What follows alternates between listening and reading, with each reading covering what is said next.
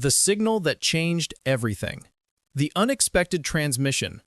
Commander Elena Voss stood in the observation deck of the Terran response fleet vessel Resolute, watching the distant stars shimmer against the infinite darkness of space. The ship hummed quietly around her, a constant reminder that she was far from Earth, far from home, and far from any backup that could arrive quickly if trouble found them. Elena had spent 15 years in deep space, and she had learned to read the silence between the stars like others read books. The Resolute was a mid-class frigate, not the largest ship in the human fleet, but it was fast and well-armed. More importantly, it had a crew that Elena trusted with her life. They were currently on a routine patrol along the outer edge of human-controlled territory, where the mapped regions of space gave way to the unknown dangers of the frontier. Out here, anything could happen, and usually did. Elena was about to return to the bridge when the emergency alert system activated throughout the ship. The pleasant hum of normal operations was replaced by urgent warning tones that made every crew member immediately snap to attention. Elena ran toward the bridge, her boots echoing in the metal corridors as other crew members rushed to their stations. A cry for help. When Elena burst onto the bridge, she found her communications officer, Lieutenant James Park, already working frantically at his station. The main display screen showed waves of signal analysis scrolling past faster than most people could read. Elena's trained eyes caught the important details immediately. This was a distress call, and it was recent. "Report, Lieutenant Park," Elena commanded as she took her position in the command chair at the center of the bridge. Park looked up, his face pale with concern. "Commander, we have intercepted an emergency distress signal on the Universal Rescue frequency. The signal is coming from coordinates deep inside the Void Nebula, approximately 8 light-years from our current position. The transmission identifies the vessel as the medical transport Hope's Journey. Registry indicates it is a Qualine civilian ship." Elena felt her stomach tighten. The Qualine were a peaceful species, known throughout the galaxy for their advanced medical knowledge and their dedication to healing. They were also known for being completely defenseless. The Qualine had no military, no weapons, and no way to protect themselves from the dangers that lurked in the dark spaces between stars. "Play the transmission," Elena ordered. The bridge speakers crackled with static before a voice came through, speaking in the universal trade language that most species used for communication. The voice was female, and it trembled with barely controlled fear. "This is Captain Threen of the medical transport Hope's Journey. We are under attack by unknown hostile forces. We are carrying 5,000 refugees, including 800 children, fleeing from the war zones in the Outer Rim. Our shields are failing and our engines are damaged. We have no weapons and no way to defend ourselves.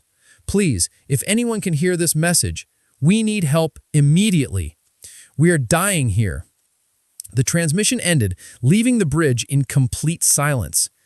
Elena could hear her own heartbeat pounding in her ears. 5,000 civilians, 800 children, under attack with no way to fight back. The impossible choice. Lieutenant Commander Rachel Torres, Elena's second-in-command, stepped forward from her position at the tactical station. Her expression was grim as she studied the data on her screens. "Commander, I have analyzed the distress call coordinates. The Void Nebula is one of the most dangerous regions in this entire sector. The nebula creates sensor interference that makes navigation extremely difficult. Ships have been lost in there because they could not see where they were going." Elena nodded slowly, already knowing what Torres was going to say next. "Furthermore," Torres continued, "our long-range sensors are detecting multiple energy signatures near the distress call location. The signatures match known Krethian raider vessels. I count at least 8 separate contacts, possibly more that are hidden by the nebula interference."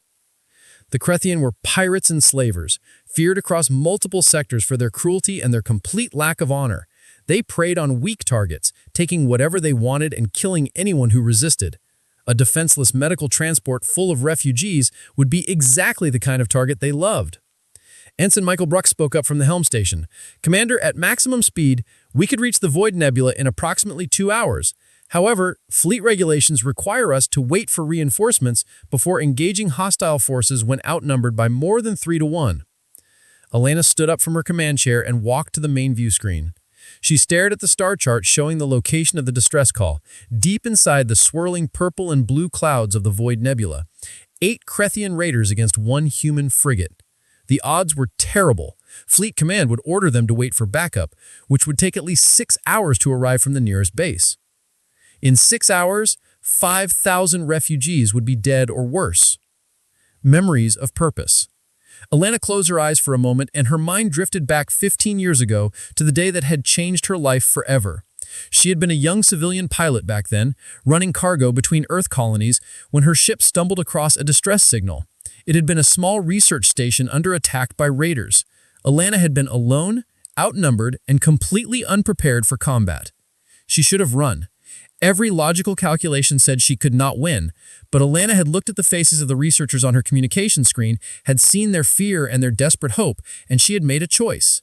She had fought, using every trick and desperate maneuver she could think of, and somehow she had kept those raiders busy enough for help to arrive. Most of the researchers had survived because one person had refused to leave them behind. That day, Alana had learned something important about humanity. Humans were not the strongest species in the galaxy. They were not the smartest or the most advanced, but humans had something that many other species lacked. When someone called for help, humans answered, regardless of the cost. The decision that defined them. Alana opened her eyes and turned to face her crew. Every person on the bridge was watching her, waiting for her decision. They all knew the regulations, they all knew the odds, and Alana could see in their faces that they all knew what she was going to choose. Lieutenant Park, open a ship-wide communication channel. Alana commanded, "Channel open, Commander." Alana took a deep breath and spoke clearly so that every member of her crew could hear her words. "This is Commander Voss, speaking to all crew members of the Resolute. 2 hours away from our current position, 5,000 innocent people are under attack by pirates. These people have no weapons and no way to defend themselves. Among them are 800 children who have already been forced to flee from their homes because of war. They are calling for help, and we are the only ship close enough to reach them in time." Alana paused, letting her words sink in. "I am not going to lie to any of you. The odds are bad. We will be outnumbered and fighting in conditions that favor the enemy. Fleet regulations say we should wait for reinforcements. But those regulations were written by people sitting safely in offices, not by people who have to look into the eyes of those calling for help." She straightened her shoulders and continued with absolute conviction in her voice. "I am taking this ship into the Void Nebula to answer that distress call. I am doing this because it is the right thing to do, and because no one should die alone in the dark while help stands by and does nothing. However, this is not a suicide mission. We are going to be smart, we are going to be careful, and we are going to bring those refugees home safely." Alana looked around the bridge at each crew member. "If anyone has objections or concerns, speak now. I will not think less of anyone who voices legitimate worries about this mission." The bridge remained completely silent for several long seconds. Then Lieutenant Commander Torres smiled slightly and said, "Commander, I believe I speak for the entire crew when I say that objecting to a rescue mission would be a waste of everyone's time. We did not join the Terran response fleet to sit around and follow regulations while innocent people die. Let's go save some lives." A chorus of agreement sounded from every station on the bridge. Alana felt pride swell in her chest. This was why she served with these people. This was what it meant to be human. Preparation for battle. Alana returned to her command chair and immediately began issuing orders. "Ensign Brooks, plot a course to the Void Nebula. Maximum speed. Lieutenant Torres, I want every weapon system checked and ready for immediate combat. Make sure our point defense systems are fully operational because we will need them. Chief Martinez, report to engineering and prepare the ship for emergency combat operations.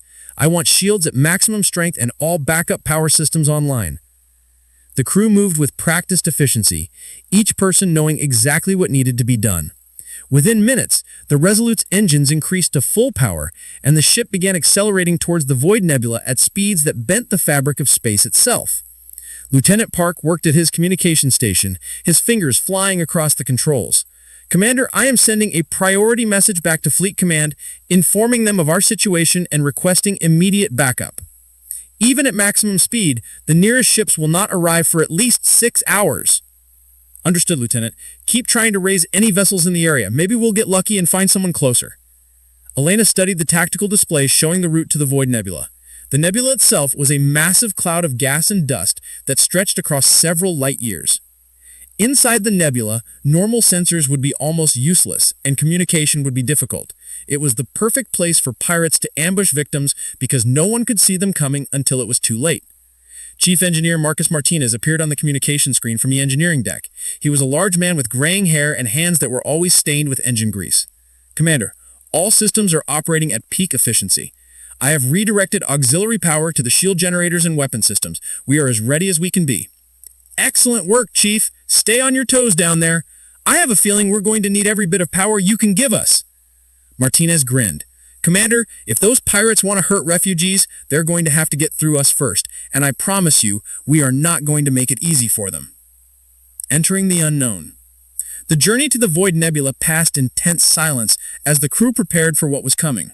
Weapons were checked and rechecked. Emergency procedures were reviewed. When humanity answers the call, the storm unleashes. The space around the Resolute erupted into chaos as energy beams lanced through the darkness from 8 different directions. The Kranthian raiders had positioned themselves in a loose sphere formation, allowing them to concentrate their fire on any target from multiple angles. It was a simple tactic, but effective against most opponents who would panic under such overwhelming firepower. Commander Elena Voss was not most opponents. "Evasive pattern Delta 7, Elena commanded calmly as warning alarms blared throughout the bridge. "Return fire on targets of opportunity. Chief Martinez, I need maximum power to shields right now." Ensign Brooks' hands moved across his controls with practiced precision. The Resolute rolled hard to port, then dove sharply downward relative to the plane of battle. Energy beams that would have struck the ship's hull instead passed harmlessly through empty space where the vessel had been moments before. Lieutenant Commander Torres worked her tactical station with focused intensity. Forward weapons locked on target Alpha, firing. The Resolute's main railgun spoke with a voice like thunder, launching a magnetically accelerated projectile at a significant fraction of light speed. The tungsten penetrator slammed into the nearest Kranthian raider, punching completely through its forward shields and tearing a massive hole in the ship's hull. The damaged raider spun out of control, venting atmosphere and debris. Its systems flickered and died as the crew abandoned ship in escape pods. 7 raiders remained. "Direct hit confirmed," Torres reported. "Target Alpha is out of the fight. Target Beta is breaking formation and coming around for another attack run." Elena studied the tactical display, her mind working rapidly to process the flow of battle. The Kranthian were aggressive but predictable. They relied on overwhelming firepower and intimidation rather than sophisticated tactics. That gave her an advantage if she could exploit it properly. "Ensign Brooks, take us into the nebula clouds at bearing 185. Use the interference to break their targeting locks." "Aye, Commander. Entering nebula clouds now." The Resolute plunged into the dense purple gas that filled most of the Void Nebula. On the view screen, visibility dropped to almost nothing as the ship was swallowed by swirling clouds. The sensor displays immediately began showing increased interference as the charged particles in the nebulae disrupted the ship's detection systems. But if the Resolute's sensors were affected, the Kranthian raiders' inferior systems would be nearly blind, turning the hunter into the hunted. Inside the nebula clouds, Elena felt the familiar calm that always settled over her during combat. Fear and doubt had no place here. There was only the immediate present, the flow of action and reaction, the careful balance between aggression and caution. "Lieutenant Park, can you track the raiders' positions through the interference?" Park's fingers danced across his controls. "Partially, Commander. I am detecting multiple energy signatures moving through the clouds around us. They are spreading out, trying to surround us again." "Perfect. That is exactly what I want them to do. When hunters spread out to chase prey, they become vulnerable to ambush." "Torres, prepare a full spread of missiles. I want targeting solutions on any raider that comes within 5 kilometers. "Targeting systems ready, Commander." Elena waited, watching the tactical display as the red contacts representing enemy ships moved through the clouds. The Kranthian were searching for the Resolute, but their sensors could not penetrate the dense interference. They were hunting blind, relying on luck to find their target. Luck was about to turn against them. "Contact bearing 037, range 4 kilometers and closing. Target designation Charlie. Fire missiles full spread, then come about to new heading 270. Let us disappear before they know what hit them. 6 missiles launched from the Resolute's forward tubes, streaking through the nebula clouds toward the unsuspecting raider. The Corinthian ship had only seconds to react before the missiles slammed into its hull in rapid succession. Explosions blossomed across the raider's shields, overwhelming them in moments. The final 2 missiles penetrated through the failing defenses and detonated against the ship's main reactor. The resulting explosion lit up the nebula clouds like a miniature star being born and dying in the same instant. 6 raiders remained. Down in engineering, Chief Martinez worked frantically to keep the Resolute systems operational under combat conditions. The ship's shields were taking a beating every time they emerged from the nebula clouds to engage the enemy. Power conduits were overheating, and several systems were showing stress fractures from the intense maneuvering. "I need more power to the port shield emitters," shouted Ensign Lisa Chen from her station. "They are down to 40% capacity." Martinez pulled himself along the engineering deck using the handholds built into the walls. The artificial gravity was fluctuating slightly from all the hard maneuvering, making normal walking difficult. "Reroute power from non-essential systems.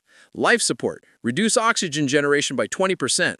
We can survive on thin air for a while." Another impact shook the ship and sparks flew from an overloaded power junction. Martinez grabbed a fire suppression unit and sprayed the flames until they died. "Damage Control Team 3, I need you at Junction 7 Alpha immediately. We have a coolant leak." The intercom crackled with Commander Voss's voice. "Engineering, I need emergency power to the engines. We are about to do something very stupid." Martinez grinned despite the chaos around him. After serving with Elena for 6 years, he had learned that her definition of something very stupid usually meant something brilliant that no sane person would attempt.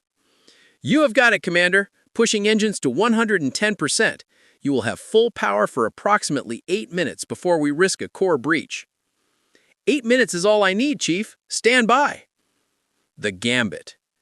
Back on the bridge, Elena studied the tactical display with absolute focus. The remaining 6 Corinthian raiders had reformed their defensive sphere, but they had tightened the formation significantly. They had learned from watching 2 of their comrades die that spreading out made them vulnerable.